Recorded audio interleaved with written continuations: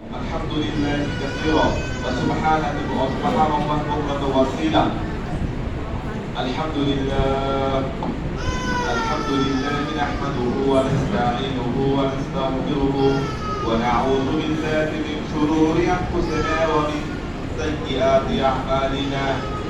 من يهده الله فلا مضل له ومن يضلله فلا هادي له.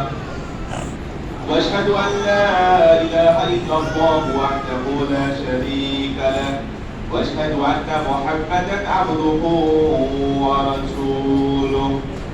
اما بعد فان خير الحديث كتاب الله وخير الهدي هدي محمد صلى الله عليه وسلم وشر الامور محدثاتها وكل محدثه بدعه وكل بدعه ضلاله وكل ضلاله في النار. أعوذ بالله من الشيطان الرجيم. بسم الله الرحمن الرحيم. يا أيها الذين آمنوا اتقوا الله حق تقاته ولا تموتن إلا وأنتم مسلمون. أما بعد আমরা প্রথমে আল্লাহ সুবহানাহু ওয়া তাআলা শুকরিয়া জ্ঞাপন করছি যিনি আমাদেরকে সুস্থ রেখে সুস্থ শরীরে হাজার হাজার লক্ষ লক্ষ মানুষের ভিড়ে আল্লাহ সুবহানাহু ওয়া তাআলার হুকুম মোতাবেক রমাদানের একটি মাস আমরা সিয়াম সাধনার পরে আজকে আল্লাহ সুবহানাহু ওয়া তাআলার পুরস্কার স্বরূপ দুই রাকাত ঈদের সালাত আমরা জামাতের সহিত আদায় করতে পারছি, সেই জন্য আল্লাহ সুবহানাহু ওয়া তাআলার নিকট শুকরিয়া জ্ঞাপন করছি। আলহামদুলিল্লাহ। দরুদ সালাম মুর্শিদ হক বিশ্বনবী মুহাম্মদুর রাসূলুল্লাহ সাল্লাল্লাহু আলাইহি ওয়াসাল্লাম। সম্মানিত উপস্থিতি, একটি মাস সিয়ামের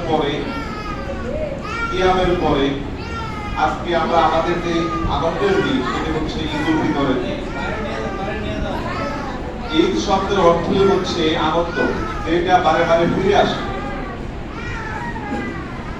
এই ঈদ প্রকৃতপক্ষে তাদের জন্যই আনন্দ হবে, প্রকৃতপক্ষে তারাই সফলকাম হবে আজকে যারা বা যাদেরকে আল্লাহ সুবহানাহু ওয়া তাআলা ক্ষমা করে দিয়েছেন, বা যারা আল্লাহ সুবহানাহু ওয়া তাআলার নিকট থেকে কান্নাকাটি করে পুরো রমাদান মাসে সিয়াম করে, কিয়াম করে, তাহাজ্জুদের সালাত করে আল্লাহ সুবহানাহু ওয়া তাআলা সন্তুষ্ট অর্জন করতে পারছে। মানুষের জীবনে সবচেয়ে দামি যে জিনিস সেটা হচ্ছে তাকওয়া। যার তাকওয়া যত বেশি সে তত বেশি আল্লাহ সুবহানাহু ওয়া তাআলার নিকট প্রিয়।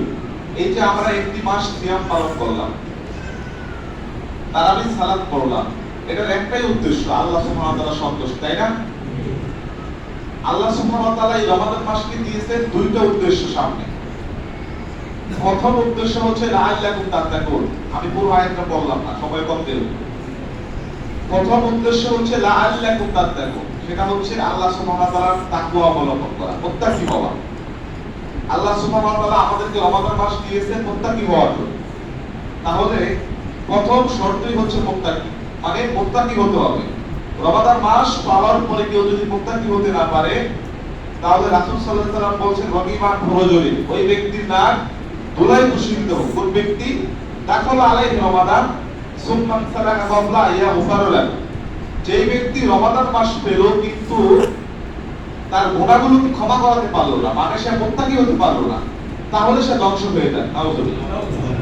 তাহলে আমাদের প্রথম করণীয় বিষয় ছিল তাকওয়া অবলম্বন করা, এবং আল্লাহ সুবহানাহু ওয়া তাআলার নিকট তাকওয়ার নাম সবচেয়ে বেশি।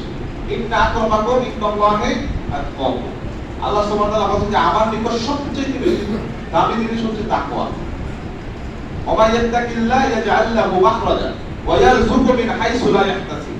আল্লাহ সুবহানাহু ওয়া তাআলা বলেন যে ব্যক্তি আমার তাকওয়া অবলম্বন করবে, আমি তাকে তার চলার পথ, উত্তরের পথ বের করে দেব, এবং ইয়ারযুকহু মিন হাইসু লা ইয়াহতাসিব, এমন জায়গা থেকে তাকে আমি রিজিক দিব যার যেটা সে চিন্তা করতে পারে না।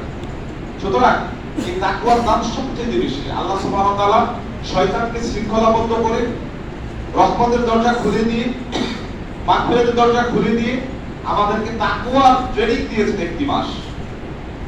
আর এই রমাদানের শিক্ষাই হচ্ছে তাকওয়া। রমাদান মাস পাওয়ার পরে কেউ যদি তাকওয়া অবলম্বন করতে না পারে, তাকওয়া মানে হচ্ছে ভয়। আল্লাহ সুবহানাহু ওয়া তাআলার ভয়ে আপনি ভালো কাজগুলো করে যাবেন, আল্লাহ সুবহানাহু ওয়া তাআলার ভয়ে আপনি খারাপ কাজগুলো ছেড়ে দিবেন। এখন রমাদান শেষ, রমাদানের পরে আমাদের প্রাপ্তি কি, মানে আমাদের অর্জন কি? আপনার রমাদান কবুল হয়েছে কিনা, আপনার সিয়াম কবুল হয়েছে কিনা, এটা বোঝার কিছু আলামত আছে। এটা বোঝার এক নাম্বার আলামত হচ্ছে আপনি রমাদান মাসে যেই রকম ভালো কাজগুলো করেছেন, ঠিক যেই রকম সালাত করেছেন, ঠিক মতো আপনি মানুষের সাথে ভালো ব্যবহার করেছেন, আচরণ সুন্দর করেছেন, মানুষকে কথা নাই, আপনার কথাবার্তা ভালো ছিল, এগুলো যদি রমাদানের পরে ঠিক থাকে, স্থির থাকে, তাহলে মনে করবেন যে আপনার সিয়াম ইনশাআল্লাহ কবুল হয়েছে। আর যদি রমাদান মাস চলে যাওয়ার পরে আপনি আগের এই 11টি মাসের যে অবস্থা ছিল, আপনার সালাতের কোনো ঠিক নাই, আমলের কোনো ঠিক নাই, সব দিক আপনার আবার আগের মতো হয়ে গেছে, তাহলে বুঝবেন আপনি সিয়াম থেকেও ক্ষতিগ্রস্ত ছিলেন। আর এই যে সিয়ামের এতগুলো ফজিলত বললাম, এতগুলো ইয়া বললাম, এটার শর্ত হচ্ছে দুইটা। এটা আমি একটু পরে আসতেছি, তার আগে আরেকটা বলি। রমাদানের শিক্ষা ছিল একটা তাকওয়া, যেটা বললাম, এটা ছিল এক নাম্বার শিক্ষা। দুই নাম্বার শিক্ষা হচ্ছে কওলে জোর, বন্ধ কাজ, ঘৃণিত কাজ পরিহার করা। দেখেন রাসূল সাল্লাল্লাহু আলাইহি ওয়াসাল্লাম হাদিসে কি বলছে, আল্লাহ বিয়াদা কওলা জোর ওয়াল আমালা বিহি ফালাইসা লিল্লাহ হাজাতুন ইয়াদা তুআমাহু ওয়া শারাবাহু। রমাদানের দুইটা শিক্ষা বলছে, একটা হচ্ছে তাকওয়া আর একটা হচ্ছে কওলে জোর, মানে বন্ধ কাজ, মানে যে কথার কোনো দাম নাই, একেবারে নির্দিষ্ট কথা, এই কাজগুলো পরিহার করা। রাসূল সাল্লাল্লাহু আলাইহি ওয়াসাল্লাম হাদিসে বলছেন, যে ব্যক্তি সিয়াম থাকা অবস্থায় মিথ্যা কথা, মিথ্যা কাজ ছাড়তে পারলো না, তার এই না খেয়ে থাকা আল্লাহর কোনো প্রয়োজন নেই। তাহলে দেখেন, দুই নাম্বার শর্ত হচ্ছে মিথ্যা কাজ, ঘৃণিত কাজ, যেগুলো ফাহিশ কাজ, এগুলো ছেড়ে দিতে হবে। রমাদান থেকে কেউ যদি মিথ্যা কাজ বা মিথ্যা কথা ছাড়তে পারে নাই, তাহলে তার এই না খেয়ে থাকা, এই রমাদানের একটা মাস সিয়াম কোনো প্রয়োজন নেই। এই রমাদানের কিছু আদব ছিল, এই যে আপনি সিয়াম পালন করছেন, এটা 4-5টা আদব আছে। তার মধ্যে থেকে উল্লেখযোগ্য একটা আদব হচ্ছে আপনার ঈমানকে বিশুদ্ধ করা। কারণ আপনার এই রমাদানের সিয়ামটা পরিপূর্ণ সওয়াব পেতে গেলে এক নাম্বার শর্ত কি, ঈমান লাগবে। মান সামা রমাদানা ঈমানান ওয়া ইহতিসাবান গুফিরা লাহু মা তাকাদ্দামা মিন যামবি। আল্লাহ সুবহানাহু ওয়া তাআলা পবিত্র কোরআনে বলেন, ইয়া আইয়ুহাল্লাযীনা আমানু কুতিবা আলাইকুমুস সিয়াম। আল্লাহ কি জানেন না আমরা ঈমানদার? আল্লাহ জানেন কি না? আল্লাহ তো জানেন, তারপরে কেন বলছেন ইয়া আইয়ুহাল্লাযীনা আমানু? এটার কারণ হচ্ছে আপনি যে রমাদানের সিয়ামটা পালন করবেন, এটা শর্ত হচ্ছে ঈমান। ঈমানদারের রমাদানের সিয়াম ফরজ। আর রাসূল সাল্লাল্লাহু আলাইহি ওয়াসাল্লাম হাদিসে বলেন, যে ব্যক্তি ঈমানের সাথে সওয়াবের নিয়তে রমাদানের সিয়াম কিয়াম করবে, তার সমস্ত গুনাহ মাফ করে দিবেন। শর্ত হচ্ছে ঈমান। আপনার ঈমানটা বিশুদ্ধ লাগবে। যে ব্যক্তির ঈমান বিশুদ্ধ না, তার গোটা জীবনের আমল বরবাদ হয়ে যাবে, নাউযুবিল্লাহ। তার এই কোনো আমলের কোনো কাজে আসবে না। এই যে রমাদানের যে আমি গুরুত্বের কথা বললাম, তাকওয়ার কথা বললাম, আপনার এই শরীরের কথা, সবগুলো শর্ত হচ্ছে ঈমান। এখন ঈমান আপনার বিশুদ্ধ আছে কিভাবে বুঝবেন? আমরা সবাই বলি আমরা ঈমানদার, কেউ যদি কাকে বলি না, কিন্তু ঈমান যে বিশুদ্ধ, এটা বোঝার কিছু আলামত আছে। আমি 4টা আলামত সংক্ষেপে বলি। এক নাম্বার হচ্ছে আপনার ঈমানকে কুফর মুক্ত করতে হবে। যদি আপনি ঈমানদার, আপনি মসজিদে আসেন, সিয়াম পালন করেন, রোজা রাখেন, আবার আপনার ভিতরে কুফরি আছে, তাহলে কিন্তু আপনার এই সিয়াম, এই কিয়াম কোনো উপকারে আসবে না। ওয়া ইয়াকুরু বিল ঈমান ফাকাদ হাবিতু আমালু ওয়া হুয়া ফিল আখিরাতি মিনাল খাসিরিন। আল্লাহ তাআলা বলেন, যে ব্যক্তি ঈমান আমল করে আবার কুফরিতে লিপ্ত হবে, ফাকাদ হাবিতু আমালু, তার সমস্ত আমল আল্লাহ মাফ করে দিবেন, বরবাদ করে দিবেন। ওয়া হুয়া ফিল আখিরাতি মিনাল খাসিরিন, এবং সে পরকালে ক্ষতিগ্রস্ত অন্তর্ভুক্ত হবে। এখন আপনি মনে করতে পারেন যে আমাদের তো কুফরি নাই। কুফরি কিভাবে আছে দেখেন, একটু ব্যাখ্যা দেই। এখন আপনি যদি কুফর শব্দের অর্থ হচ্ছে অস্বীকার করা। কুফর দুই প্রকার হয়, বড় কুফর, ছোট কুফর। বড় কুফরের মধ্যে উল্লেখযোগ্য একটা বিষয় হচ্ছে আপনি ইসলামের কিছু বিধান মানেন, আবার কিছু বিধানকে অস্বীকার করেন, তাহলে আপনি কুফরিতে লিপ্ত হন। যেমন আপনি বলতেছেন যে আমি ইসলামকে মানি, আল্লাহর আইন মানি, আল্লাহর বিধান মানি, কিন্তু আবার আপনি এটাও বলতেছেন জনগণই সমস্ত ক্ষমতার উৎস, জনগণই নির্ধারণ করে দিবে কে সরকার ক্ষমতায় যাবে, ক্ষমতার মালিক কে? আপনি কি আমার কথা বুঝতেছেন না? জনগণ যদি ক্ষমতা দিতে পারে, তাহলে আল্লাহ কি জন্য আছে বলেন? তাবারাকাল্লাযী বিয়াদিহিল মুলক ওয়া হুয়া আলা কুল্লি শাইইন কাদির। আল্লাহ সুবহানাহু ওয়া তাআলা সমস্ত ক্ষমতার মালিক কে? আল্লাহ। আর আমরা বলছি জনগণই ঠিক করে দিবে কে ক্ষমতায় যাবে। আপনি তো কুফরি করলেন, এটা কুফরি বক্তব্য। এই বক্তব্য থেকে ফিরে আসতে হবে। ক্ষমতা দেওয়ার মালিক আল্লাহ, ক্ষমতা দেওয়ার মালিক অত ইজ্জু মানতাশা অত জিল্লু মানতাশা বিয়াদিকাল খায়র ওয়া হুয়া আলা কুল্লি শাইইন কদির।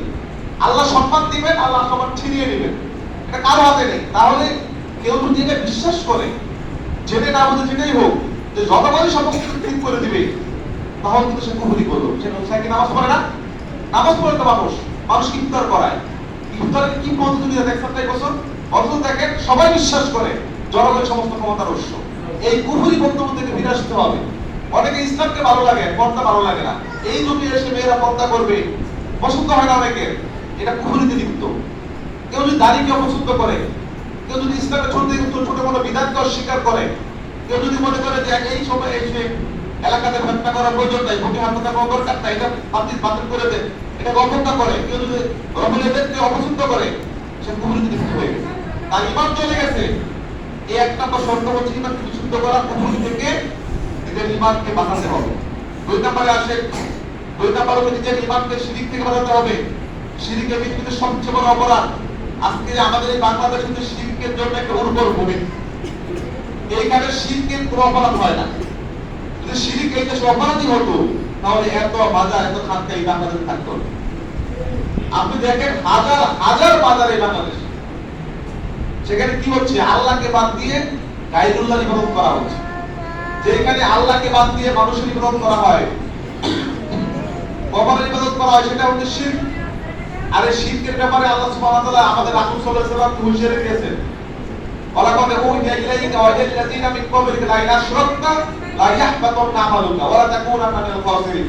দেখেন আল্লাহ সুবহানাহু ওয়া তাআলা রাসূল সাল্লাল্লাহু আলাইহি ওয়াসাল্লামকে হুঁশিয়ারি দিয়েছেন, হে রাসূল, আপনার প্রতি এবং আপনার পূর্বে যত নবী রাসূল পৃথিবীতে আসছেন সবার প্রতি আমি হুঁশিয়ারি দিলাম, যদি আপনিও শিরক করেন আপনার আমলকে বাতিল করে দিবেন।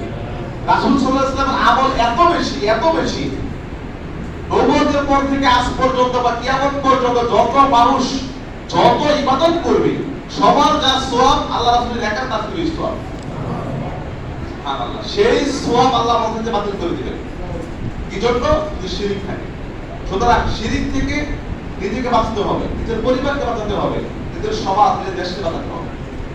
তিন নম্বরে আসে মুনাফিকি, নিফাক থেকে বাঁচতে হবে। আমরা তো মনে করি আমি সিয়াম রাখছি, আমি কিয়াম করছি, আমার সিয়াম মনে কবুল হয়ে যাবে। যদি আপনার ভিতরে মুনাফিকি থাকে, যদি আপনার ভিতরে নিফাকের যে চারটা প্রকার থাকে, আপনার সিয়াম কোনো কাজে আসবে না। রাসূল সাল্লাল্লাহু আলাইহি ওয়াসাল্লাম বলেন মুনাফিকের আলামত তিনটি, আর কাছে চারটি।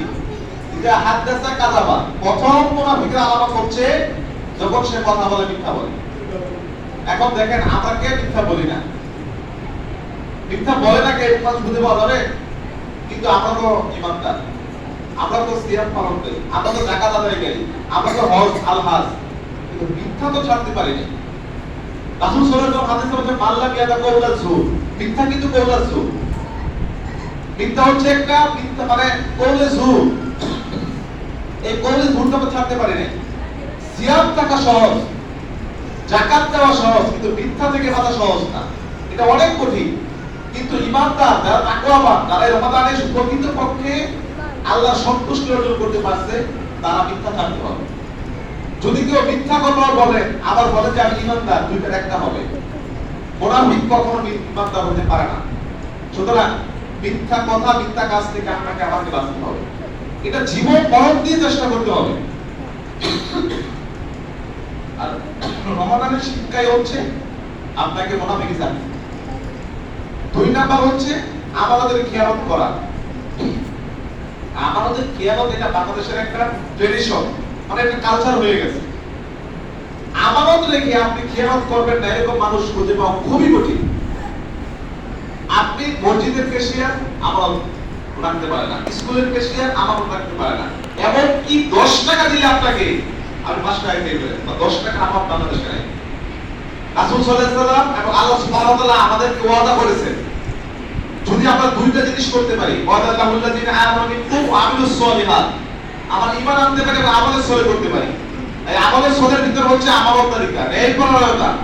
যেই দেশের মানুষের ভিতরে আমানত নাই, সেই দেশে আল্লাহ সুবহানাহু ওয়া তাআলা ইসলামী শাসক দেন না। ইসলামিক রাষ্ট্র প্রধান জীবনও দিবেন না আল্লাহ সুবহানাহু ওয়া তাআলা যদি আপনার আমার ভিতরে আমানতদারিতা না থাকে। মুসলমানের একটা গুরুত্বপূর্ণ বৈশিষ্ট্য হচ্ছে সে আমানতদার। 3 নাম্বার হচ্ছে ওয়াদা ভঙ্গ করা। আমরা তো কথায় কথায় ওয়াদা ভঙ্গ করি। কারো কাছ থেকে 5 টাকা ধার দিলে এই টাকা ধার দিতে চাই না, বছরের পর বছর ঘুরাই। এটা হচ্ছে মুনাফিকের আচরণ। এগুলো হচ্ছে ফাসিকি কাজ, এগুলো হচ্ছে কবিরা গুনাহ। সুতরাং এই কাজগুলো থেকে আপনাকে বাঁচতে হবে। রাসূল সাল্লাল্লাহু আলাইহি ওয়াসাল্লাম তার গোটা জীবনে কোনদিনও এমনকি কাফের মুশরিক এই কথা বলতে পারে যে আল্লাহ কি তা বলছে, আপনি খুঁজে পাবেন না। কাফের মুশরিক কোনদিন বলতে পারে আল্লাহ রাসূল ওয়াদা ভঙ্গ করছে, আমাদের খেয়ানত করছে। সেই রাসূলের উপর আমরা, সেই রাসূলের উপর আমরা দাবি করতেছি, সেই রাসূলের অনুসারী আমরা দাবি করতেছি, আমাদের খেয়ানত, ওয়াদা ভঙ্গ করি, কথায় কথায় মিথ্যা বলি, আর ঝগড়া হলে গালিগালাজ করি। এইগুলো যদি আমাদের বৈশিষ্ট্য হয় তাহলে কিন্তু আপনি রমাদানে ব্যর্থ হয়ে গেলেন। বিশ্বাস করে এই 4টা আমল যদি কারো ভিতরে থাকে রমাদানের পরে, এই আজকে থেকে যদি দেখা যায় কারো ভিতরে 4টা আমল আছে বদ আমল, তাহলে মনে করবেন সে রমাদানের ক্ষতিগ্রস্ত হয়ে যাবে। রমাদান তার কোনো উপকার করতে পারে না। এরকম 100 রমাদান যাবে যদি সেই 4টা আমল পরিবর্তন করতে না পারে, যদি সে কথায় মিথ্যা বলে, আমাদের খেয়ানত করে, ওয়াদা ভঙ্গ করে, বা মানুষের সাথে ঝগড়া হলে গালিগালাজ করে, এই 4টা কাজ যদি কেউ করে কারো ভিতরে থাকে, নিশ্চিত করে রাখেন সে পাক্কা মারাবে। তার এই আমল কোনো কাজে আসবে না। তার আমলের ভিতরে, তার ঈমানের ভিতরে মুনাফিকি আছে। তারপরে আসে 4 নাম্বার, বিদআত থেকে বাঁচতে হবে। আপনার ঈমানকে বিশুদ্ধ করতে হলে বিদআত থেকে বাঁচতে হবে। যে কোনো মূল্যে বিদআত পরিহার করতে হবে। আর এটার মধ্যে সবচেয়ে গুরুত্বপূর্ণ হচ্ছে আকীদাগত বিদআত। আকীদাগত বিদআত থেকে আপনাকে আমাকে বাঁচতে হবে। সম্মানিত উপস্থিতি, এটা আমার কওলের জোরের একটা অংশ। আপনার ঈমানকে বিশুদ্ধ করা, আপনার ঈমানকে শিরক মুক্ত করা, আপনার ঈমানকে কুফর মুক্ত করা, আপনার ঈমানকে বিদআত মুক্ত করা। তারপরে আসেন রমাদানের আমাদের এই ঈদের দিনে যে বিষয়গুলো, আরেকটা পয়েন্ট বলে শেষ করে দিচ্ছি। ঈদ হচ্ছে আল্লাহ সুবহানাহু ওয়া তাআলার দেওয়া একটা ইবাদত। ঈদ কি ইবাদত না? ঈদকে যদি আপনি পরিপূর্ণ কাজে লাগাতে চান তাহলে ইসলামের যে বিধিবিধান আছে এগুলোকে ফলো করতে হবে। এখন দেখা যায় আমাদের দেশে একটা কালচার হয়ে গেছে, ঈদ মানে হচ্ছে নাটক, সিনেমা, গান বাজনা। আপনি দেখবেন টিভিতে নাটক, সিনেমা ঈদ উপলক্ষে, গোলাপাত গান বাজনা করে ঈদ উপলক্ষে, মনে হচ্ছে যেন এটা হচ্ছে একটা হিন্দুদের অনুষ্ঠান। ঈদটা একটা ধর্মীয় অনুষ্ঠান, মুসলমানের অনুষ্ঠান। তাহলে এটা যদি রাষ্ট্রীয়ভাবে পালন করা হয়, রাষ্ট্রীয়ভাবে ইসলামের যে বিধানগুলো আছে এগুলো মেনে পালন করা উচিত। এখন ঈদ উপলক্ষে আপনার ছেলে আপনার মেয়ে যদি ব্যাপারটা রাস্তা থেকে বের হয়ে যায়, আপনার ছেলে আপনার মেয়ে যদি গান বাজনা করে, আপনার ছেলে আপনার মেয়ে যদি নাটক সিনেমা দেখে, তাহলে ইবাদতের চাইতে গুনাহটা বেশি হবে। এই জন্য এই কাজগুলো থেকে আপনাকে আমাকে বাঁচতে হবে। ঈদের দিনের গুরুত্বপূর্ণ সুন্নাত হচ্ছে সমস্ত প্রকার পাপ কাজ থেকে নিজেকে বিরত থাকা।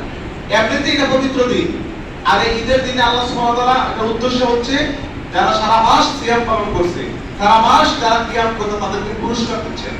নিয়ামত স্বরূপ, আল্লাহ শুকরিয়া স্বরূপ আমরা এই রমাদান মাসে সিয়ামের পরে আজকের একটি দিন আল্লাহর শুকরিয়া আদায় করতেছি, আল্লাহর তাকবীর পাঠ করতেছি, আল্লাহ নিয়ামতের শুকরিয়া জ্ঞাপন করতেছি। সুতরাং এই দিনে কোনো প্রকার পাপ কাজ, ঘৃণিত কাজ, অনেকে দেখবেন ঈদ উপলক্ষে দাড়ি শেভ করে মসজিদে আসে, ঈদ উপলক্ষে দাড়ি শেভ করে তারপরে তারা বাড়িতে আসে। আলহামদুলিল্লাহ, এর জঘন্য অপরাধ।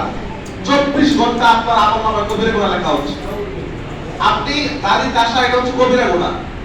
আপনি ঈদ উপলক্ষে আল্লাহর ইবাদত করবেন, এই জন্য দাড়ি কেটে মসজিদে আসছে, আপনি দেখাচ্ছেন আপনি ঈমানদার। সুতরাং